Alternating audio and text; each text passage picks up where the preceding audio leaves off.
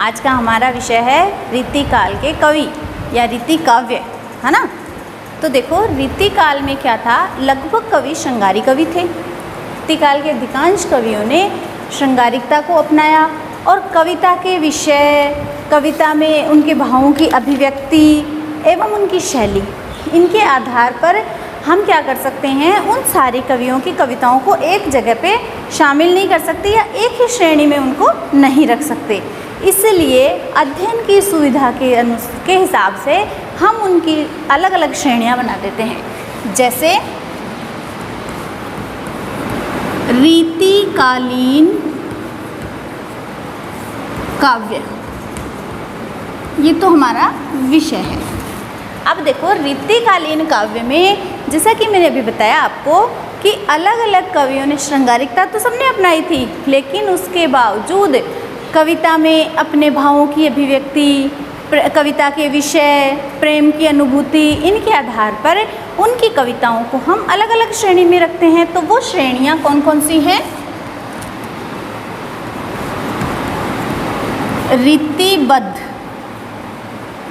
रीतिबद्ध काव्य। अब देखो रीतिबद्ध काव्य जो था, इसके कवि, रीतिबद्ध काव्य के जो कवि थे, उन्हें हम रीतिकाल का प्रतिनिधि कवि कह सकते हैं। रीतिकाल के प्रतिनिधि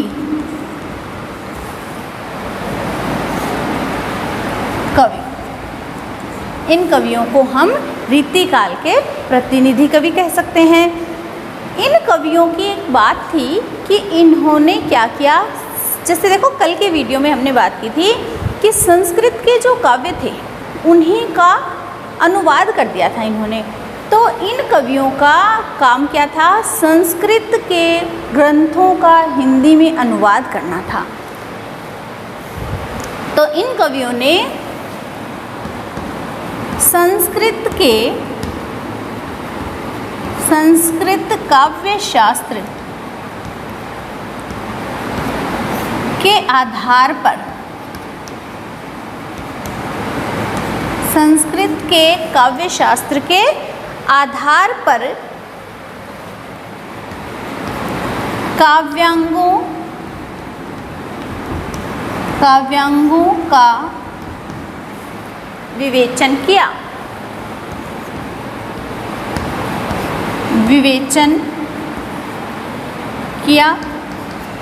संस्कृत के जो काव्य शास्त्र है उसके आधार पर काव्यांगों का लक्षण प्रकट करते हुए सुंदर उदाहरण प्रस्तुत किए, काव्यांगों का विवेचन किया और इन्हीं काव्यांगों के लक्षण, काव्यांगों के, कौन से काव्यांगों के? संस्कृत काव्यांगों के, काव्यांगों के लक्षण के उदाहरण इन्होंने प्रस्तुत किए। इसके बाद देखो इन कवियों का या रीतिबद्ध जो कवि थे, इनका उद्देश्य काव्य सिद्धांतों की प्रतिष्ठा करना नहीं था, बल्कि संस्कृत साहित्य का अनुवाद करना था। इन कवियों का या रीतिकाल के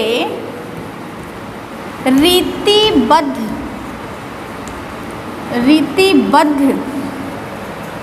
परंपरा के कवियों का, रीतिबद्ध परंपरा के जो कवि थे, इन कवियों का उद्देश्य काव्य सिद्धांतों का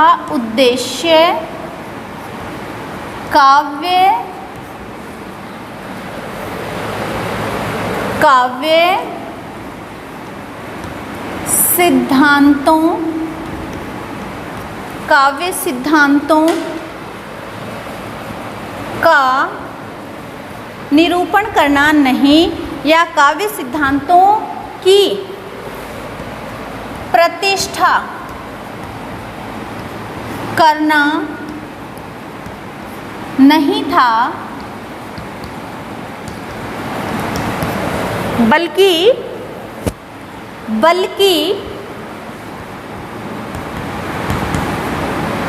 उनका हिंदी अनुवाद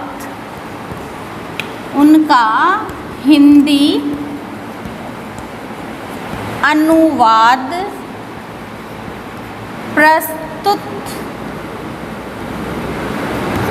करना था। देखो, रीतिकाल के रीतिबद्ध परंपरा के जो कवि थे, उनका उद्देश्य काव्य सिद्धांतों की प्रतिष्ठा करना नहीं होकर क्या था, उन काव्यों का हिंदी अनुवाद प्रस्तुत करना था।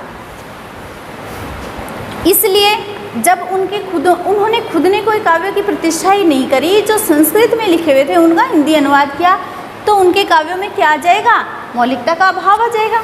स्वाभाविक सी बात है कि भाई खुद उन्होंने कुछ किया ही नहीं, दूसरे के काव्यों का अनुवाद किया है, तो उसमें मौलिकता नहीं रहेगी। तो इनमें क्या था, मौलिकता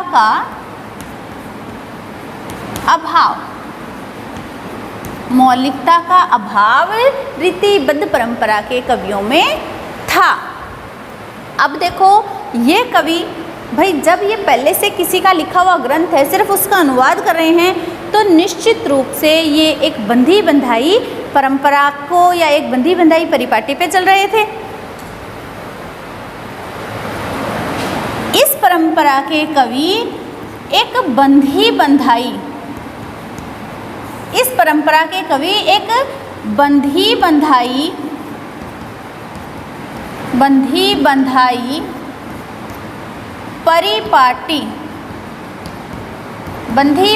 परिपाटी पर चलना ही इनका उद्देश्य था। मौलिक उद्भावनाओं को इन्होंने जन्म नहीं दिया।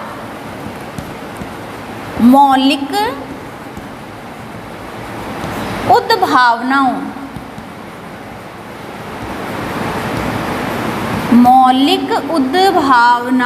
को जन्म नहीं दिया। मौलिक उद्भावनाओं को जन्म नहीं दिया। किन कवियों ने रीतिबद्ध परंपरा के जो कवि थे, इन कवियों ने रस, अलंकार और नायिका भेद के आधार पर रीति ग्रंथों की रचना की। रस, अलंकार और नायिका भेद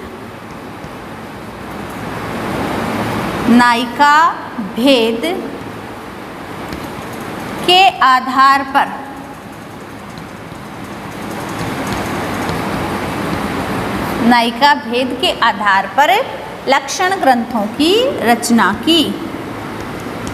लक्षण ग्रंथों की रचना की। लक्षण ग्रंथों की इन्होंने रचना की। अब देखो, जो रीतिबद्ध परंपरा थी, रीतिबद्ध परंपरा के जो कवि थे, ना ही तो उनमें जीवनानुभव था, सरल जीवनानुभूति नहीं थी, और स्वच्छंद अभिव्यक्ति भी नहीं थी। देखो, स्वच्छंद अभिव्यक्ति होगी कहाँ से, उन्होंने तो किसी दूसरे के काव्य का खाली अनुवाद ही तो किया था, इसलिए उनमें स्वच्छंद अनुभूति का भाव था और सरल जीवनानुभूति का भी इन कवियों में अभाव था। जो रीतिबद्ध परंपरा के जो कवि थे, उनके अंदर सरल जीवनानुभूति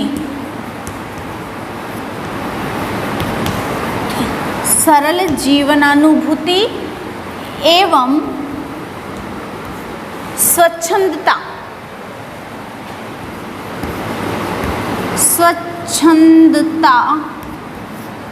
का अभाव था। इन कवियों में सरल जीवनानुभूति और स्वच्छंदता का या स्वच्छंद अभिव्यक्ति का, स्वच्छंदता बोल दो या स्वच्छंद अभिव्यक्ति,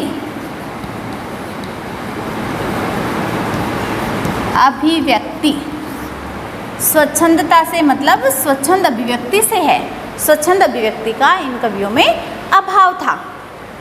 अब देखो ये जो कवि थे रीतिबद्ध परंपरा के कवि, ये अधिकांशतः कौन थे? दरबारी कवि थे। ये अधिकांशतः दरबारी कवि थे। जैसे देखो रीतिबद्ध परंपरा के कवियों में कौन कौन से आते हैं? जैसे केशव, केशव और भिखारीदास,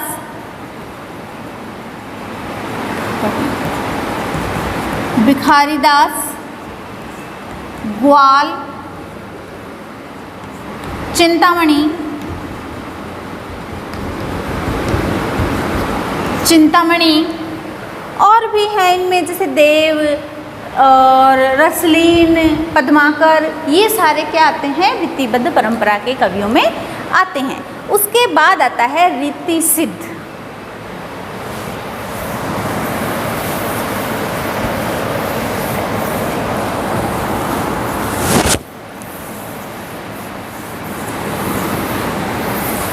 अब हम बात करेंगे रीति सिद्ध।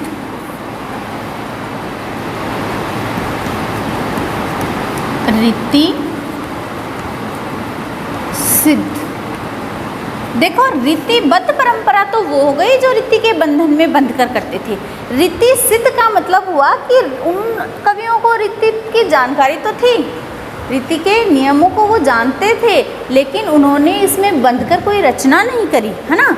तो इस परंपरा में वे कवि आते हैं जो जिन्होंने रीति ग्रंथ तो नहीं लिखे, लेकिन इन कवियों ने रीति ग्रंथ तो नहीं लिखे, लेकिन किसी न किसी अलंकार या फिर नायिका भेद के उदाहरण अपने काव्य में इन्होंने प्रस्तुत किए हैं।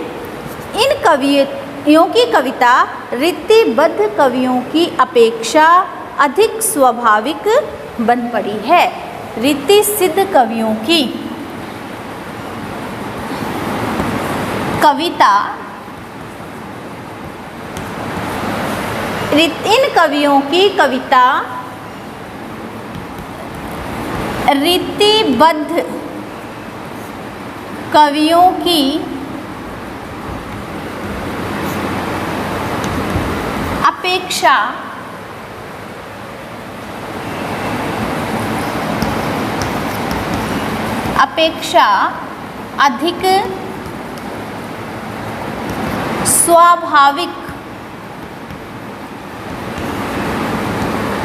अधिक स्वाभाविक बन पड़ी है। ऐसा क्यों है? क्योंकि देखो उन्होंने तो सिर्फ बंदी बंधाई परिपाटी को ही माना, इन्होंने ऐसे बंधन में बंध कर रचनाएं नहीं करी, इसलिए स्वाभाविकता इनकी कविता में अधिक आ गई। और जो रीतिबद्ध परंपरा के जो कवि थे उन्होंने कल्पना और भावनाओं पर जोर नहीं दिया था। रीति सिद्ध परंपरा के जो कवि हैं उन्होंने कल्पनाओं और भावनाओं का स्वच्छंद रूप से वर्णन किया है। रीति सिद्ध कवियों ने कल्पना व भावनाओं का स्वच्छंद वर्णन किया है, या फिर इन कवियों के काव्य में कल्पनाओं और भावनाओं का स्वच्छंद वर्णन देखने को मिलता है।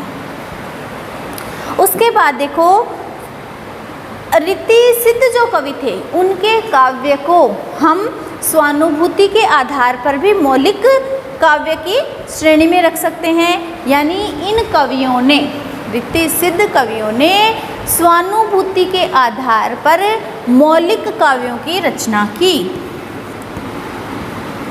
स्वानुभूति के आधार पर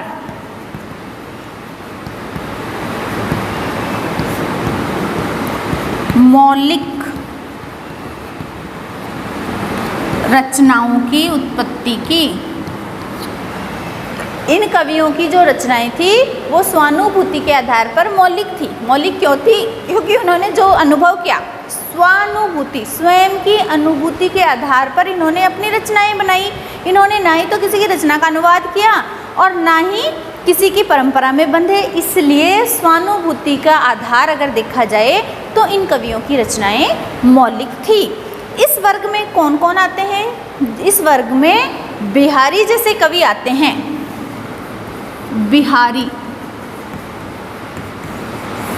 बिहारी जैसे कवि रीति सिद्ध परंपरा के अंतर्गत आते हैं। उसके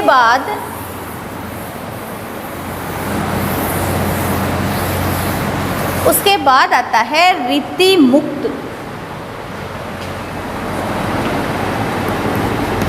रीति मुक्त, देखो कहने को तो ये भी कहा जाता है कि रीति सिद्ध और रीतिबद्ध के अलावा जो कवि बच गए रीति काल के वो सब रीति मुक्त कवि में आ गए या रीति मुक्त काव्य में आ गए, लेकिन ऐसा नहीं कह सकते हैं हम यहाँ पे पूरा विस्तृत अध्ययन करेंगे। देखो जैसे रीति मुक्त जो परंपरा थी, जैसे नाम से पता चल रहा है रीति मुक्त, मतलब वो रीति के बंधनों से मुक्त थे।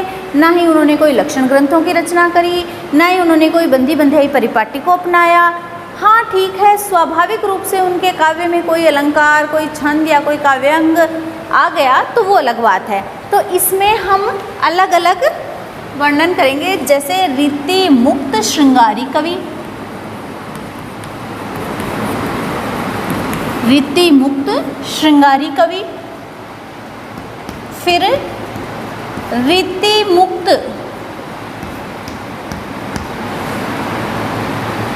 भक्त कवि या भक्ति काव्य। इसको भी श्रृंगारी कवि के बजाय श्रृंगारी काव्य कर दो। रीति मुक्त श्रृंगारी काव्य, रीति मुक्त भक्ति काव्य और रीति मुक्त नीति काव्य।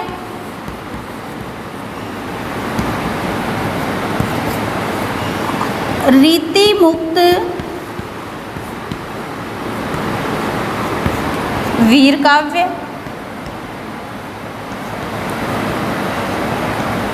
अब देखो जो ये तो अंडरस्टूड है कि श्रृंगारी काव्य है तो वो जिन्होंने लिखा वो श्रृंगारी कवि हो गए, भक्ति काव्य है तो उनके रचनाकार भक्ति कवि हो गए, नीति काव्य है तो उनके रचनाकार नीति कवि हो गए और वीर काव्य है तो उनके रचनाकार वीर कवि हो गए। अब देखो श्रृंगारी काव्य, तो इन श्रृंगारी कवियों ने अपने अपने युग की परंपरा के अनुसार या अपने युग की परंपरा को तोड़कर अपने हृदय की प्रेम धारा को स्वच्छंद रूप से इन्होंने प्रवाहित कर दिया। जो श्रृंगारी कवि थे इन्होंने अपने युग की जो एक परिपाटी चल रही थी, बंदी बंधाई परंपरा या लक्षण ग्रंथों की परंपरा या आचार्यत्व की परंपरा, आचार्य बनने की होड़, तो ऐसी परंपराओं को त्याग कर अपने हृदय की उन्मुक्त प्रेम धारा को उन्मुक्त रूप से खुला छोड़ दिया कि जो जैसे मन में आ रहा था उसके हिसाब से उन्होंने अच्छे से अच्छा वर्णन किया। इस वर्ग में कौन कौन आ जाएंगे? जिन्होंने उन्मुक्त प्रेम धारा को स्वच्छंद रूप से प्रवाहित किया, इनकी kविताओं में उन्माद था और जीवन की अनुभूति की तरंग थी। इनमें आते हैं घनानंद,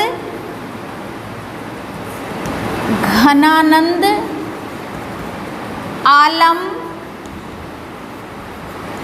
घनानंद हैं, इनमें आलम हैं, ठाकुर हैं, बोधा हैं, ठाकुर और बोधा आदि। अब देखो रीति मुक्त भक्ति काव्य, तो जैसा इसके नाम से पता चल रहा है कि जिस काव्य में भक्ति विषयक रस लिया गया हो या भक्ति विषय ईश्वर विषयक रति जो काम में ली गई है तो वो भक्ति काव्य होगा। इसके अंतर्गत आते हैं सुंदरदास हैं, गोविंददास हैं, विश्वनाथ सिंह हैं। सुंदरदास, गोविंददास,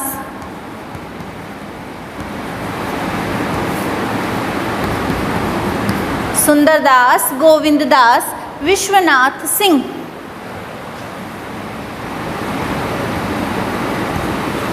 विश्वनाथ सिंह,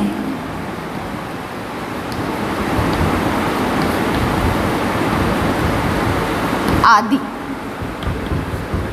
विश्वनाथ सिंह आदि। अब देखो नीति विषयक कि जो नीति से संबंधित जो रचनाएं रची गई थी रीति मुक्त काव्य धारा में, रीति काल की जो नीति से संबंधित जो रचनाएं रची गई थी वो सारे नीति काव्य में आ गई। और इसमें कवि कौन कौन रह गए? रहीम, वृंद, गिरधर, कविराय आदि। गिरधर, कविराय आदि। उसके बाद रीति मुक्त काव्य धारा में जो वीर काव्य रचा गया, जैसे देखो आश्रयदाताओं की प्रशंसा में लिखते थे या चरित काव्य उन्होंने रचा, तो वो सारे वीर रस में ही आ गए। जैसा हमने कल बात की थी कि मुगलों के आतंक से वो परेशान थे और उनके प्रति विद्रोह की जो भावना थी वो उनमें बलवती हो गई और उन्होंने वीर रस की रचना कर दी। तो ऐसे जो कवि थे वो वीर काव्य के अंतर्गत आते हैं। जैसे इसमें हम किसको लिख सकते हैं? भूषण, भूषण का नाम प्रमुख आता है वीर काव्य में। लाल कवि, भूषण था, लाल और सूदन आदि कवि आते हैं। तो ये तो हुई इन अलग अलग कवियों की बात। अब देखो इन सब के लिए हम ये कह सकते हैं कि उपरोक्त सभी कवि रीति मुक्त काव्य धारा के अंतर्गत आते हैं। उपरोक्त सभी, चाहे हमने इनको अध्ययन की सुविधा से अलग अलग वर्गों में बांट दिया हो, लेकिन ये सारे के सारे रीति मुक्त परंपरा के अंतर्गत आते हैं। ये कवि स्वच्छंद प्रेम की पीर जनता को सुनाते हैं। ये जो कवि थे इन्होंने जनता को स्वच्छंद प्रेम की पीर सुनाई है और इन्होंने न तो कोई लक्षण ग्रंथ रचा है और न ही लक्षण ग्रंथों से प्रभावित हुए हैं ये लोग, है ना ही तो इन्होंने कोई लक्षण ग्रंथ लिखा और ना ही लक्षण ग्रंथों से प्रभावित होकर कोई और काव्य रचना की है। इनके काव्यों में भाव पक्ष की प्रधानता थी। इन कवियों ने जो रचना करी उसमें भाव पक्ष की प्रधानता थी। इन्होंने अपनी शैली को अलंकारों के आवश्यक बोझ के नीचे दबाया नहीं है। मतलब खाली पांडित्य प्रदर्शन के लिए या चमत्कार प्रदर्शन के लिए इन्होंने अपनी रचनाओं में बहुत सारे अलंकारों को नहीं घुसाया है कि उन अलंकारों के बोझ से इनकी शैली ही दब जाए। ऐसा प्रयोग इन कवियों ने नहीं किया है। इन्होंने जो स्वाभाविक अलंकार आ गए वो तो एक अलग चीज़ है, बाकी पांडित्य प्रदर्शन के उद्देश्य से इन्होंने अलंकारों का प्रयोग नहीं किया है। आज के विषय में इतना ही और इसके बाद की चर्चा हम अगले वीडियो में करेंगे।